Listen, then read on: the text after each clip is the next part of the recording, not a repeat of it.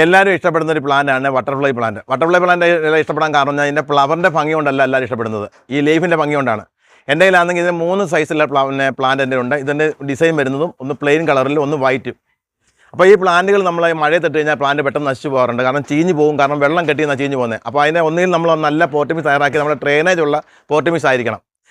നല്ല വെയിൽ തട്ടി കഴിഞ്ഞാൽ വാടി പോവുകയും ചെയ്യും. അപ്പോൾ ഈ 2 രീതിയിലാണ് ഈ പ്ലാന്റിനെ അഭിമുഖീകരിക്കുന്നത്. ഏറ്റവും വലിയ വിഷയമാണ് അഭിമുഖീകരിക്കുന്ന ഈ പ്രശ്നങ്ങൾ.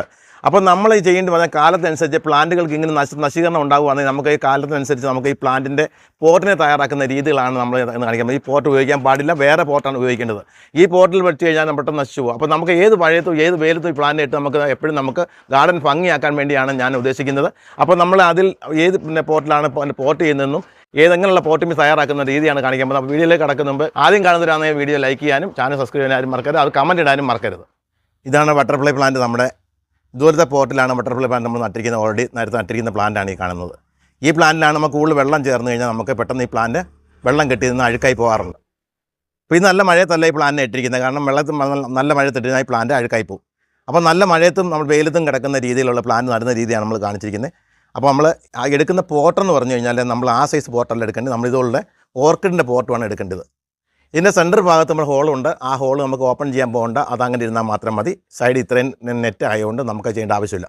നമ്മൾ നിറയ്ക്കാൻ പോകുന്നത് പറഞ്ഞാൽ മണ്ണല്ല, ചകിരിച്ചോറാണ് നിറയ്ക്കാൻ പോകുന്നത്. ജൈവ NPK ചകിരിച്ചോറ്, ഇതാണ് ജൈവ ചകിരിച്ചോറ്. ഇതാണ് ഈ NPK ചകിരിച്ചോറിനകത്ത് ആവശ്യമുള്ള വളങ്ങളുണ്ട്. അപ്പം നമ്മൾ ഈ ചകിരിച്ചോറ് ആദ്യം ഇടുമ്പോൾ കുറേ ചകിരിച്ചോറാണെങ്കിൽ സൈഡൊക്കെ ഇങ്ങനെ ചുവന്ന് പോകും. അത് കാര്യമാക്കേണ്ട ആവശ്യമില്ല. അത് പോയി കഴിഞ്ഞാലും കുറേ നമുക്ക് ഇങ്ങനെ സെറ്റാവും. നമുക്കിതുപോലെ അമക്കി കൊടുക്കണം ഈ ചകിരിച്ചോറിട്ടിട്ട്.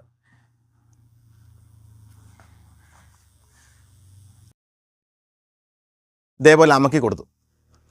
നമ്മുടെ ചകിരിച്ചോറ് ഞാൻ സൈഡ് പോകുന്ന ചകിരിച്ചോറല്ല, പിന്നെ ശകലം പോലും ചകിരിച്ചോറ് പിന്നെ പോകത്തില്ല. നമ്മൾ വിചാരിക്കും ചകിരിച്ചോറ് മൊത്തം ഇടുമ്പോൾ മൊത്തം സൈഡിൽ കൂടെ ചുവന്ന് പോകുമായിരിക്കുന്നു, ഒട്ടും പോലും പോകത്തില്ല. പിന്നെ നമ്മൾ തന്നെ എന്തെങ്കിലും വൃത്തിയാക്കുക, സൈഡിലൊന്ന് ഇതുപോലെ ഒന്ന് തൂത്ത് വൃത്തിയാക്കുക.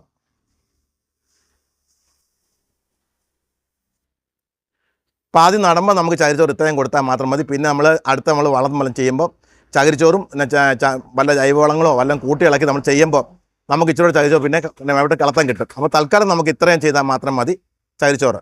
ചെറിയ തയ്യ നടാൻ പോകുന്നത്, അതുകൊണ്ട്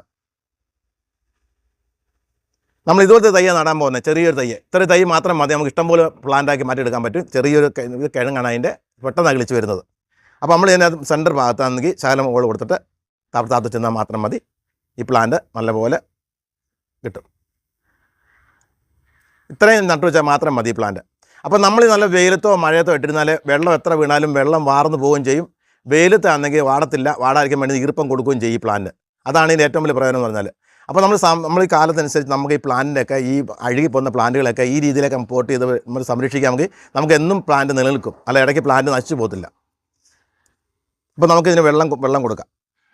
വെള്ളം കൊടുക്കുമ്പോൾ പ്രത്യേകം ശ്രദ്ധിക്കേണ്ട കാര്യം എന്ന് പറഞ്ഞാൽ വെള്ളം കൊടുക്കുമ്പം കുപ്പിയിലെ വെള്ളം സ്പ്രേ കൊടുക്കരുത്, അല്ലാതെ തന്നെ സ്പ്രേയർ വെച്ച് ശരിക്കും സ്പ്രേ കൊടുക്കുക ചെയ്യാവും. ഇതേപോലെ സ്പ്രേ ചെയ്ത് കൊടുക്കുക. സ്പ്രേ ചെയ്യുമ്പോൾ കുറച്ച് ചകിരിച്ചോറ് സൈഡിൽ പോവുകയാണെങ്കിൽ കാര്യമാക്കണ്ട, അത് നല്ല സെറ്റായി കിട്ടും. ഇതാണ്ടല്ലേ, ഇനി ഈ ചകിരിച്ചോറ് ചലിക്കത്തേ ഇല്ല, കണ്ടോ, ചലിക്കത്തേ ഇല്ല, സെറ്റായി കഴിഞ്ഞു. അപ്പോൾ ഇത്രയും ചെയ്ത് മാത്രം മതി, ഈ പ്ലാന്റ് നമ്മൾ നശിച്ചു പോകത്തില്ല. അപ്പോൾ നേരത്തെ ചെയ്തൊരു പ്ലാന്റ് ഞാൻ കാണിക്കാം. ഇത് നേരത്തെ ചെയ്തൊരു പ്ലാന്റാണ് കാണുന്നത്. നമ്മൾ ഈ ചരിച്ചോറ് അകത്ത് വന്നിട്ട് ഈ പ്ലാന്റ് എങ്ങനെ എടുത്താൽ പോലും പ്ലാന്റ് പോകത്തില്ല. എന്നിട്ട് തിരിച്ച് വെച്ചാൽ മതി.